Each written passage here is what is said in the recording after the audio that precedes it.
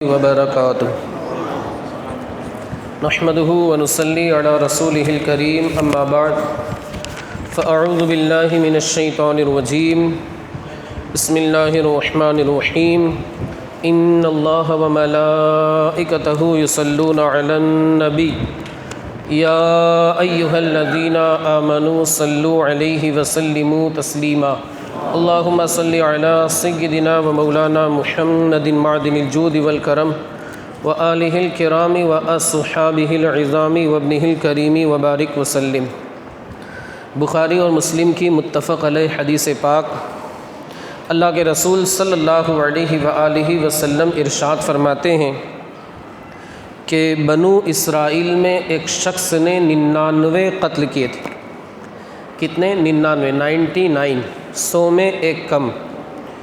بنو اسرائیل جو حضرت سیدنا موسیٰ کی قوم تھی، حضرت سیدنا یعقوب علی نبینا وعلیہ الصلاۃ والتسلیم کی اولاد جو حضرت سیدنا اسحاق علی نبینا وعلیہ الصلاۃ والتسلیم سے چلی، اور جو اولاد حضرت اسماعیل سے چلی اسے بنو اسماعیل کہا جاتا ہے، اور اسی اولاد سے، اسی سلسلہ نسب سے آمنہ کے لال عبداللہ کے پیارے جناب محمد الرسول اللہ صلی اللہ علیہ وآلہ وسلم کا تعلق ہے۔ یعنی بنو اسماعیل حضرت ابراہیم کے بیٹے حضرت سیدنا اسماعیل، میری زبان سے یعقوب نکل گیا، حضرت ابراہیم کے بیٹے حضرت سیدنا اسماعیل علی نبینا وعلیہ الصلاۃ والتسلیم۔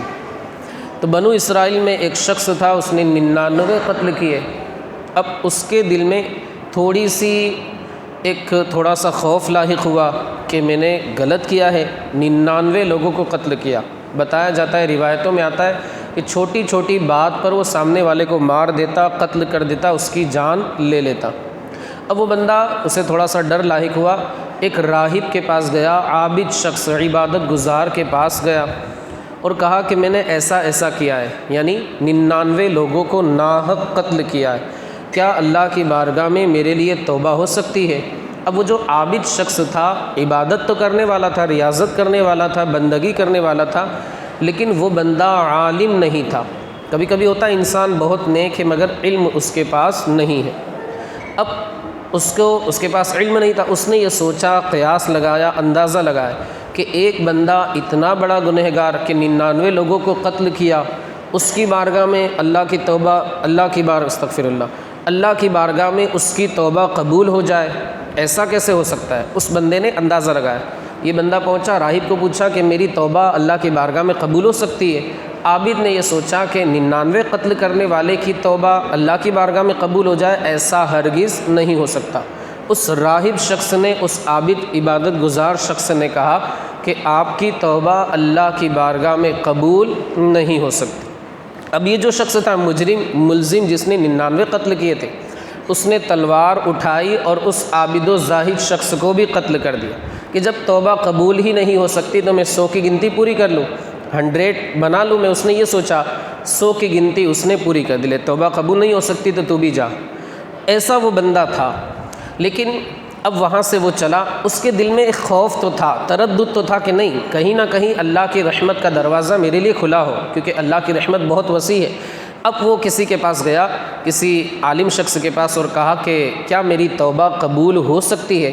ایک روایت کے مطابق تو عالم صاحب نے بتایا کہ آپ جاؤ، فلاں جگہ چلے جاؤ، فلاں بستی میں چلے جاؤ، محلے میں چلے جاؤ، وہاں اللہ کے نیک بندے عبادت کرتے، ریاضت کرتے، اللہ وحدہ لا شریک کی بندگی کے اندر مشغول رہتے، ان کے ساتھ بیٹھو، جاؤ، نماز پڑھو، اللہ کو یاد کرو اور اللہ سے توبہ کرو، استغفار کرو، اللہ تمہارے گناہوں کو معاف فرما دے گا۔ اب یہ بندہ گیا، اب راستے میں پہنچا تھا کہ حضرت سیدنا عزرائیل ملک الموت، جنہیں ہمیں روزانہ یاد کرنا چاہیے، وہ آ گئے اور اس کی روح حضرت سیدنا عزرائیل علیہ الصلاۃ والتسلیم نے قبض کر لی، کھینچ لی۔ اس بندے کا راستے ہی میں انتقال ہو گیا۔ اب عذاب کے فرشتے بھی آ گئے اور رحمت کے فرشتے بھی آ گئے۔ عذاب کے فرشتے کہنے لگے کہ یہ بندہ 100 لوگوں کا قاتل تھا، 100 لوگوں کو اس نے قتل کیا تھا، اس پر اللہ کا عذاب ہوگا، ہم اسے لے جائیں۔ جو رحمت کے فرشتے تھے وہ کہنے لگے، ایک روایت کے مطابق یہ بھی آتا ہے کہ ان رحمت کے فرشتوں میں حضرت سیدنا جبریل امین علیہ الصلاۃ والتسلیم بھی تھے۔ رحمت کے فرشتے جو تھے وہ کہنے لگے کہ اگرچہ یہ 100 لوگوں کا قاتل تھا، 100 لوگوں کو اس نے قتل کیا تھا، مگر آپ یہ بھی دیکھو کہ یہ بندہ توبہ کے لیے جا رہا تھا، استغفار کے لیے جا رہا تھا، اپنے گناہوں سے ندامت کا احساس اسے ہوا، اللہ کی بارگاہ میں توبہ کے لیے جا رہا تھا، تو اسے ہم لے جائیں گے کیونکہ یہ رحمت الہی سے قریب ہونے کی کوشش کر رہا تھا، استغفار کے ارادے سے جا رہا تھا۔ ایک روایت کے مطابق واقعی میں وہ شخص جو تھا وہ عذاب کے فرشتوں، یعنی وہ بندہ جیسے بیچ میں یہ جگہ ہے، ادھر جو ہے جہاں سے وہ آیا ہے وہ مقام ہے، اور ادھر جس کے پاس اس بندے کو توبہ کرنے کے لیے جانا تھا وہ جگہ ہے۔ ایک روایت کے مطابق بالکل بیچوں بیچ میں آ کر اس کا انتقال ہوا، یعنی ادھر بھی 5 میٹر ادھر بھی 5 میٹر مثال کے طور پر۔ ایک روایت کے مطابق اس کا انتقال بالکل بیچوں بیچ میں آ کر کے ہوا، اور ایک روایت کے مطابق وہ بندہ جو نیکوں والی بستی تھی وہاں سے دور تھا اور برائی والی جو بستی تھی وہاں سے قریب تھا، یعنی 5 میٹر ادھر 5 میٹر ادھر، یہ تو پہلی روایت۔ اور ایک روایت کے مطابق وہ بندہ بالکل بیچوں بیچ میں آنے سے پہلے برائی والی جو بستی تھی اسی بستی میں پہنچا تھا کہ اس کا انتقال ہوا، یعنی نیکوں والی بستی سے وہ بندہ قریب نہیں ہوا تھا۔ اب اللہ کی بارگاہ سے حکم ہوا کہ اس کا جو بھی ڈسٹینس ہے، جو فاصلہ ہے، دوری ہے، اسے تم ناپ لو، ماپ لو، اندازہ لگا لو کہ کتنا ہوگا۔ اب باقاعدہ ناپا گیا، یعنی باقاعدہ اس کا ناپ لیا گیا، اس سے دیکھا گیا کہ کتنا ہوتا ہے، کون زیادہ قریب ہے رحمت کے فرشتوں سے، یعنی یہ بندہ نیک لوگوں سے زیادہ قریب ہے یا جو گناہ کا ارادہ کر کے جہاں سے چلا تھا وہاں سے زیادہ قریب ہے۔ تو ایک روایت میں آتا ہے کہ واقعی وہ بندہ نیک لوگوں سے دور تھا، برے لوگوں سے قریب تھا، لیکن اللہ کی رحمت کو یہ گوارا نہیں ہوا کہ میرا بندہ توبہ کے ارادے سے جا رہا ہے اور اسے عذاب کے فرشتے لے کر کے جائے۔ کتابوں میں لکھا ہے، روایتوں میں آتا ہے کہ اللہ رب العزت نے نیکوں والی بستی سے اسے قریب کر دیا اور برائی والی بستی سے اس بندے کو دور فرما دیا اور اسے رحمت کاملہ کے اندر شامل فرما دیا۔ یہ اللہ وحدہ لا شریک کی رحمت الہی، اللہ رب العزت کی رحمت۔ اب فرشتوں نے جب ناپا تو واقعی اللہ کی جانب سے تو یہ عمل ہو چکا تھا کہ وہ بندہ نیکوں سے دور ہو گیا تھا اور استغفر اللہ، وہ بندہ برے لوگوں سے دور ہو گیا تھا، نیک لوگوں سے قریب ہو گیا تھا۔ اب ظاہر سی بات ہے جب نیک لوگوں سے قریب ہے، اللہ نے شروع میں ارشاد فرمایا تھا کہ نیک لوگوں سے اگر یہ قریب ہوگا تو اسے رحمت کے فرشتے لے جائیں گے، اور اگر برے لوگوں سے قریب ہوگا تو پھر اسے عذاب کے فرشتے لے جائیں گے۔ اسے رحمت کے فرشتے لے گئے، اور اللہ کی رحمت سے امید ہے کہ اللہ کل قیامت کے دن بھی اس بندے کے گناہوں کو معاف فرما دے گا۔ کیوں؟ کیونکہ بندہ اگر نیک کام کے ارادے سے چلتا ہے، راستے میں اس کا انتقال ہو جاتا ہے، وہ بندہ جس نیک کام کے لیے نکلا تھا اللہ اسے اس نیک کام کا مکمل ثواب عطا فرماتا ہے۔ جیسے ایک بندہ نماز کے لیے نکلا ہوتا ہے نا، کبھی کبھی نکلا لیکن راستے میں بیچارہ گر گیا، اس کا پیر سلپ ہو گیا، سر میں چوٹ آئی، سر میں لگا، زخمی ہو گیا بیچارہ اور اس کا انتقال ہو گیا۔ اللہ کی رحمت سے امید ہے کہ جس نماز کے لیے وہ جا رہا تھا اس نماز کا مکمل اللہ اسے ثواب عطا فرمائے۔ حدیث پاک بھی ہے، جو بندہ حج کے لیے گیا یا عمرے کے لیے گیا تو اللہ، اب راستے میں اس کا انتقال ہو گیا تو اللہ رب العزت اسے صبح قیامت تک ایک حاجی کے برابر ثواب عطا فرمائے۔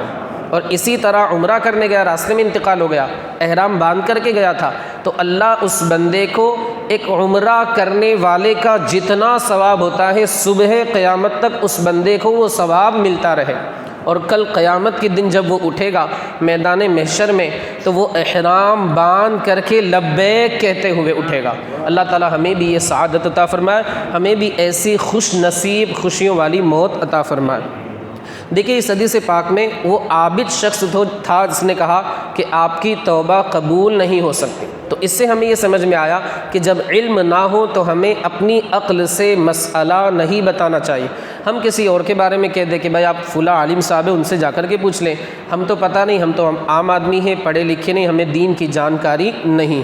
تو وہ بندہ اگر نہیں جانتا ہے تو پھر اپنی رائے سے، اپنے قیاس سے، اپنی طرف سے اندازہ لگا کر ایسا ہوتا ہے تو ایسا ہونا چاہیے، ایسا ہوتا ہے تو ایسا ہونا چاہیے، یہ شریعت کے معاملے میں نہیں چلے گا۔ ورنہ بسا اوقات تو ایسا ہوتا ہے کہ انسان اپنی عقل سے مسئلہ بتاتا ہے، حالانکہ وہ مسئلہ دائرۂ اسلام سے اسے خارج کرنے والا ہوتا ہے، کیونکہ وہ اپنا قیاس لگاتا ہے، اپنی عقل لگاتا ہے۔ دوسری بات کہ توبہ کا اس سے ہمیں ثبوت ملتا ہے کہ انسان مایوس نہ ہو۔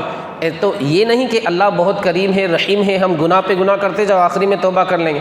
معاذ اللہ، اگر وہ بندہ یہ عقیدہ رکھتا ہے تو اس کا ایمان بھی خطرے میں ہے۔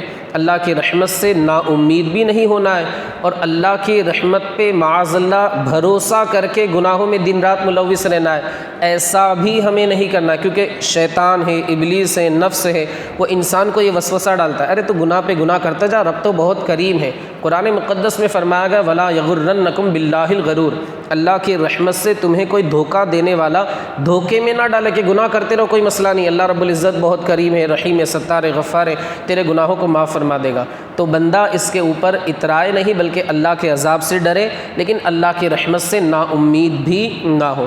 توبہ نصوح، قرآن مقدس میں اس کا ذکر 28 پارے میں سورہ تحریم میں، یا ایھا الذین آمنوا توبوا الی اللہ توبۃ نصوحا، اے لوگو اللہ سے ڈرو اور اللہ کی بارگاہ میں توبہ نصوح کرو۔ اب یہ توبہ نصوح کسے کہتے ہیں؟ حضرت عمر فاروق اعظم فرماتے ان یندم العبد علی الذنب الذی اصاب فیعتذر الی اللہ ثم لا یعود الیہ کما لا یعود اللبن الی الزرع، کہ بندے نے جو گناہ کیا اس پر نادم ہو، شرمندہ ہو، اللہ کی بارگاہ میں آئے، روئے، گڑ گڑائے، اور عاجزی کے ساتھ، انکساری کے ساتھ اللہ کی بارگاہ میں استغفار کرے، پھر اس کے بعد پکا عہد کر لے، پختہ ارادہ کر لے، عزم مصمم کر لے کہ اے اللہ ایک مرتبہ تو گناہ ہو گیا تو اسے معاف فرما، اور انشاءاللہ میں آئندہ اس گناہ کی طرف دوبارہ لوٹ کر کے نہیں جاؤں گا۔ کس طرح عزم کرے؟ حضرت عمر فاروق اعظم فرماتے جس طرح بکری وغیرہ کے تھن سے نکلا ہوا دودھ تھن میں واپس نہیں جاتا، بالکل یہ تو محال ہے کہ انسان اس دودھ کو واپس ڈال دے، یہ تو بہت بالکل مشکل ہے۔ تو حضرت عمر فاروق اعظم فرماتی جس طرح وہ تھن سے نکلا ہوا دودھ تھن کے اندر واپس نہیں جا سکتا، اسی طرح بندہ عزم مصمم کر لے، پختہ ارادہ کر لے کہ اب میں گناہ کی طرف بالکل پلٹ کر کے نہیں جاؤں گا، ایسا ذہن بنا لے، ایسی سوچ، ایسی فکر وہ بندہ قائم کر لے۔ تو ہمیں توبہ کرنی چاہیے، استغفار کرنی چاہیے۔ اللہ کے رسول صلی اللہ علیہ وآلہ وسلم سید المعصومین ہے، تمام انبیاء معصوم ہیں، یہ ہمارا عقیدہ ہے۔ قبل نبوت یعنی اعلان نبوت سے پہلے اور اعلان نبوت کے بعد بھی انبیاء کرام سے گناہ کبیرہ، گناہ صغیرہ، کسی بھی قسم کا گناہ ہونا محال ہے، محال ہے، محال ہے، امپاسبل ہے، ایسا ہو ہی نہیں سکتا۔ لیکن اس کے باوجود بھی آپ دیکھیں میرے آقا مصطفیٰ کریم فرماتے فواللہ انی لاستغفر اللہ واتوب الیہ من اکثر 70 مرۃ، اے لوگو اللہ کی بارگاہ میں توبہ کرو، کثرت سے توبہ کرو، اس لیے کہ میں دن میں 70 سے زائد مرتبہ اللہ کی بارگاہ میں توبہ کرتا ہوں۔ یہ رسول اللہ صلی اللہ علیہ وآلہ وسلم، اور ایک روایت میں تو 100 کا عدد بھی آیا کہ میں ایک دن میں اللہ کی بارگاہ میں 100 سے زیادہ استغفار کرتا ہوں۔ اس حدیث پاک میں آپ دیکھیں کہ اللہ کی رحمت کتنی وسیع ہے۔ بندہ گناہ کے ارادے سے چلا تھا، لیکن بندہ نیکی کے ارادے سے چلا تھا، استغفار کے ارادے سے چلا تھا، اللہ کو اس کا یہ عمل اتنا پسند آیا کہ ایک روایت کے مطابق گناہ کی بستی کے قریب تھا لیکن اسے نیکوں کی بستی کے قریب فرما دیا۔ اس سے ہمیں یہ سمجھ میں آتا ہے کہ اللہ کریم ہے، رحیم ہے، رحمان ہے، اپنے بندے کے اوپر اللہ انتہائی مہربانی فرمانے والا ہے۔ اور یہ بھی آپ دیکھیں اللہ کی رحمت کا اندازہ ہمیں اس سے ہوتا ہے کہ جنت اور جہنم کے الگ الگ دروازے ہیں۔ جہنم کے اللہ نے کتنے دروازے بنائے؟ تو جہنم کے اللہ نے 7 دروازے بنائے، 7 دروازے اللہ رب العزت نے بنائے۔ لیکن آپ دیکھیں جنت جب اللہ نے بنائی تو اللہ نے اس کے 7 نہیں بلکہ 8 دروازے بنائے۔ اس سے بھی ہمیں سمجھ میں آتا ہے کہ اللہ کریم ہے، اللہ رحیم ہے، کہ جہنم کے تو اللہ نے دروازوں کی تعداد کم رکھی اور جنت کے جب دروازے بنائے تو اس کی تعداد کو زیادہ رکھا۔ دوسری بات قرآن مقدس میں 24ویں پارے میں ہے وسیق الذین کفروا الی جہنم زمرا الی آخر۔ تو کل قیامت کے دن جب جنتیوں کو جنت میں داخل کرنے کی کوشش کی جائے گی، پہلے ہم جہنمیوں کی بات کریں، جہنمیوں کو جب جہنم کے قریب لایا جائے گا، اس میں ڈھکیلنے کی، ڈالنے کی، داخل کرنے کی کوشش کی جائے گی۔ اللہ کی پناہ، اللہ ہمیں اپنی رضا والی جنت عطا فرمائے۔ تو جب جہنم میں قریب لایا جائے گا، جہنم کے قریب، اس کے دروازے بند ہوں گے، پھر اس کے دروازے کھولے جائیں گے۔ یہ جہنمیوں کا حال ہوگا، جہنم کے دروازے بند ہوں گے، پھر جہنم کے دروازے کھولے جائیں۔ لیکن آپ جنت کی بات کریں، اللہ کی رحمت اتنی وسیع ہے کہ جب جنتیوں کو جنت کے اندر داخل کرنے کے لیے قریب لایا جائے گا تو جنت کے دروازے پہلے ہی سے کھلے ہوں گے۔ اس سے بھی آپ کو یہ بات سمجھ میں آتی ہے کہ جہنم کے دروازے بند پھر کھولے جائیں تاکہ اتنی بھی مہلت بندے کو مل جائے۔ لیکن جنت کا جب معاملہ ہے تو اللہ رب العزت جنت کے دروازوں کو پہلے ہی سے بندے کے لیے کھول کر کے رکھے گا۔ یہ اللہ کی رحمت ہے کہ اللہ نے جہنم کے دروازے بند رکھے گا اللہ رب العزت، اور جنت کے دروازے پہلے ہی سے اللہ کھول کر کے رکھے گا۔ بس ایک دو حدیث پاک بیان کر کے اپنی گفتگو کو ختم کر دوں۔ اللہ کی رحمت اتنی وسیع ہے، اتنی وسیع ہے، دو دوست ہوں گے۔ دیکھیے آپ اچھا دوست بنائیں، دیندار دوست بنائیں، انشاءاللہ یہ دوست آپ کو قیامت میں بھی کام آئے گا۔ قیامت کا دن ہوگا، محشر برپا ہوگا۔ اب دو دوست ہوں گے، ایک دوست کو جنت کے اندر داخل کرنے کا اسے حکم دے دیا جائے گا کہ اس بندے کو جنت میں داخل کر دو۔ اب وہ جنت کے قریب جائے گا، دروازے کے قریب رک جائے گا اور کہے گا کہ میرا فلاں دوست کہاں ہے؟ اس سے کہا جائے گا کہ اس کے اعمال اتنے اچھے نہیں ہیں کہ اسے تیرے ساتھ جنت کے اندر داخل کر دیا جائے۔ اس نے کہا کہ پھر دوستی کس کام کی؟ او کما قال النبی صلی اللہ علیہ وآلہ وسلم، وہ کہے گا اے اللہ میرا دوست اگرچہ گناہ گار تھا لیکن میرے سے دوستی تھی اس کی، اے اللہ جب تک وہ میرے ساتھ جنت میں نہیں جائے گا میں جنت میں ایک قدم نہیں رکھوں گا۔ دیکھیں اس بندے کا جو دوست تھا وہ گناہ گار تھا، لیکن اللہ کا دریائے رحمت بڑا وسیع ہے، اللہ کا دریائے رحمت جوش میں آئے گا، اللہ اپنے فرشتوں سے ارشاد فرمائے گا اے میرے فرشتوں اس بندے کو اس کے دوست کے ساتھ جنت میں داخل کر دو۔ یہ اللہ کی رحمت ہوگی۔ اب انسان کو چاہیے کہ اچھا دوست بنائے، انشاءاللہ اچھا دوست بنائے گا اسے دنیا میں بھی کام آئے گا، اور انشاءاللہ اللہ کی رحمت سے امید ہے کہ وہ بندہ اس کا اچھا دوست اسے آخرت میں بھی کام آئے۔ ایک اور حدیث پاک، بس آخری حدیث پاک، کہ اللہ رب العزت ایک بندے کو بلائے۔ حدیث پاک کے الفاظ ہے کہ بالکل اس کے اتنا اللہ رب العزت اس کے اتنا قریب ہو جائے گا، جیسا کہ اللہ کی شان، حدیث پاک کے الفاظ ہے جیسا کہ اللہ کی شان اس کے بالکل قریب ہو کر کے اللہ رب العزت اس سے ارشاد فرمائے گا اے میرے بندے، بالکل محبت والے انداز میں، کیونکہ اللہ رب العزت کریم ہے، اپنے بندوں سے جب راضی ہو تو اس طریقے کا اللہ رب العزت معاملہ فرماتا ہے۔ اپنے بندے سے ارشاد فرمائے گا، انتہائی گناہ گار ہے، سیاہ کار، اس بندے کو بھی اعتراف ہے کہ میں بہت گناہ گار ہوں، میں نے کچھ نیکیاں کی ہی نہیں۔ اب اس بندے سے ارشاد فرمائے گا اے میرے بندے کیا تو نے یہ گناہ نہیں کیا؟ اس نے کہا ہاں یقیناً میں نے کیا ہے۔ وہ ڈرا ہوا ہوگا کہ اس گناہ کی سزا مجھے ملے گی۔ پھر اللہ دوسرا گناہ اس بندے کو بتائے گا اے میرے بندے کیا تو نے یہ گناہ نہیں کیا؟ وہ کہے گا ہاں اللہ میں نے یہ گناہ کیا ہے۔ اس کا ڈر اور بڑھ جائے گا۔ تیسری مرتبہ اللہ پھر ارشاد فرمائے گا اے میرے بندے، یعنی الگ الگ اس کے سارے گناہ جو ہے اللہ رب العزت اس کے سامنے رکھ کر کے اسے بیان فرمائے گا اے میرے بندے تو نے یہ گناہ کیا ہے، تو نے یہ گناہ کیا، تو نے یہ گناہ کیا۔ وہ سارے گناہوں کا اقرار کرے گا، اعتراف کرے گا، تسلیم کرے گا ہاں اے اللہ میں نے یہ بھی گناہ کیا، میں نے یہ بھی گناہ کیا، لیکن ڈرا ہوا رہے گا اور اس کا ڈر دھیرے دھیرے بڑھتا رہے گا۔ لیکن اللہ کا دریائے رحمت اللہ رب العزت کریم ہے، جس سے راضی ہو جائے اسے بے حساب جنت میں داخل فرما دے۔ اب اس بندے نے اعتراف کر لیا، اقرار کر لیا، وہ ڈر رہا ہوگا کہ اب تو میری خیر نہیں ہے، مجھے جہنم کے اندر ڈال دیا جائے گا، میرے ایسے ایسے گناہ ہیں۔ اللہ کا دریائے رحمت جوش میں آئے گا، اللہ ارشاد فرمائے گا میرے بندے اگرچہ تو نے یہ گناہ کیے ہیں مگر میری رحمت کو یہ گوارا نہیں ہے کہ تجھے میں جہنم میں داخل کروں، جا میں نے تیرے سارے گناہوں کو معاف فرما دیا اور تجھے بے حساب جنت میں داخل فرما دیا۔ یہ اللہ کی رحمت ہے۔ تو ہمیں اس سے یہ نہیں سمجھنا چاہیے کہ ہم معاذ اللہ گناہ پہ گناہ کرتے رہے، اللہ تو معاف فرمانے والا ہے، ایسا نہیں۔ ہمیں عمل کرتے رہنا ہے لیکن اللہ کی رحمت سے نا امید نہیں ہونا ہے اور اللہ کے عذاب سے ڈرتے رہنا ہے۔ مولا عز و جل ہمیں آپ کو، ساری دنیا کے خوش عقیدہ مسلمانوں کو توبہ کرنے کی، استغفار کرنے کی اور اس پر استقامت برتنے کی توفیق رفیق عطا فرمائے۔ مولا جو کچھ بھی بیان ہوا اس بیان میں مجھ سے جو بھی غلطی، لغزش، خطا، خامی ہوئی اس کے تعلق سے میں استغفار کرتا ہوں۔ استغفر اللہ ربی من کل ذنب واتوب الیہ۔ مولا ہماری اس توبہ کو قبول فرما۔ مولا ہمارے اس درس کو اپنی بارگاہ میں شرف قبولیت سے سرفراز فرما۔ ہمارے ان بھائیوں نے درس میں شرکت کی، انہیں اپنی شان کے مطابق اجر و ثواب عطا فرما۔ ہمارے ان بھائیوں کے اس حاضری کو قبول فرما، ان کی کمائی میں، کاروبار میں، تجارت میں، رزق حلال میں خوب سے خوب تر برکتیں عطا فرما۔ ہمارے ان بھائیوں کو بار بار پورے گھر والوں کے ساتھ حج بیت اللہ کی سعادتیں عطا فرما۔ اللہم ربنا آتنا فی الدنیا حسنۃ وفی الآخرۃ حسنۃ وقنا عذاب النار، وصلی اللہ تعالی علی خیر خلقہ ونور عرشہ سیدنا مولانا محمد وعلی آلہ واصحابہ اجمعین برحمتک یا ارحم الراحمین۔